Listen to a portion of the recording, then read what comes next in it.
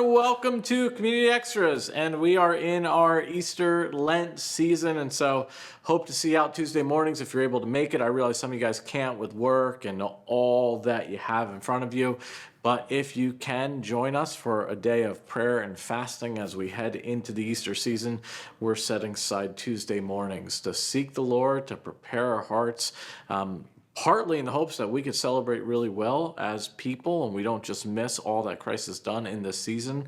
But also we want to pray for those who don't know Christ. We want to pray for their hearts. We want to pray that even now God could be prompting them and kind of pulling them to himself, and maybe they're just ready for you to ask him. And so that's the hope. Prayer is powerful, and so we want to do it, and we want to celebrate well in this season. Daniel 8 is a wild chapter of scripture, a little similar to Daniel 7, where we get these figures as Daniel has this dream. Last week we saw in the first year of King Belshazzar. This one is in the third year, and this one zooms in a little on the middle, really, of that vision. And we see, once again, the Medo-Persian Empire, this time not represented by a bear, but represented by a ram. And we see the Greek Empire. In Daniel 7, the Greek Empire is represented by the leopard with wings. This week we see it's represented by a goat. And amazingly, the goat comes and defeats the ram. That's kind of surprising. Goats usually don't take out rams. And the goat, we learn in this account, is actually Alexander the Great. And this really is an amazing prophecy. The historian Josephus recounts this crazy scene where Alexander is marching out on the Jewish people, and the Jewish people come out to meet him, and in that process, it fulfills a dream that Alexander has. They show him Daniel chapter 8. He's like, hey, I'm in your book. And he spares the city and goes and conquers the rest of the world. Truly, truly an amazing thing. And then we meet this horn who comes up, and that, we said last week, is Antiochus Epiphanes, the ninth ruler of the Seleucid Empire. And there's all this just incredible prophecy that's fulfilled in this, from how Antiochus will go out to war against the world and then turn towards Jerusalem. He does that. How he'll basically declare war on God. He'll kill the high priest.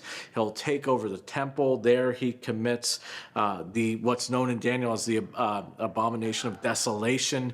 He sets up an altar to Zeus in the temple, sacrifices a pig on the altar, spreads the blood all over the biblical scrolls, all over the altar, forces the Jewish people to eat it.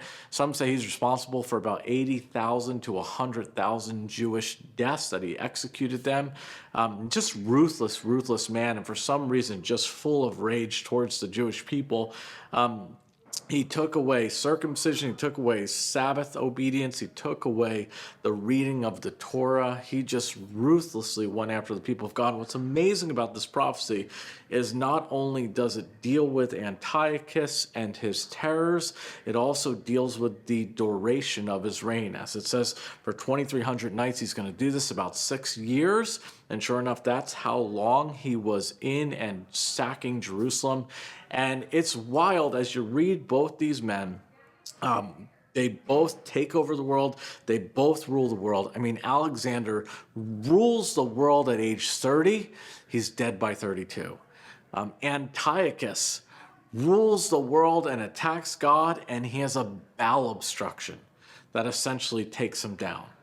And it just really led me to think this week about, not only is God's prophecy amazing, but what is it in culture that we hold up as greatness? And we're so quick to hold up the traits of men like Alexander the Great, or men who we look at as they conquer the world, like a Steve Jobs and a Michael Jordan and a Kobe Bryant, and we call that greatness. And I think a far better thing to wrestle through is, what does God call greatness? In God's kingdom, the one kingdom that reigns forever, what does God call greatness? And maybe just a little discussion.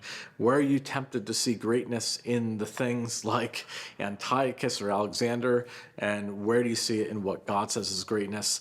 Second thing that I just love about this prophecy, Daniel's like sick when he gets this prophecy. Sometimes people are like, if only I knew the future. Sometimes like, nah, be glad. Be glad you don't know the future. Daniel was like depressed and sick for days.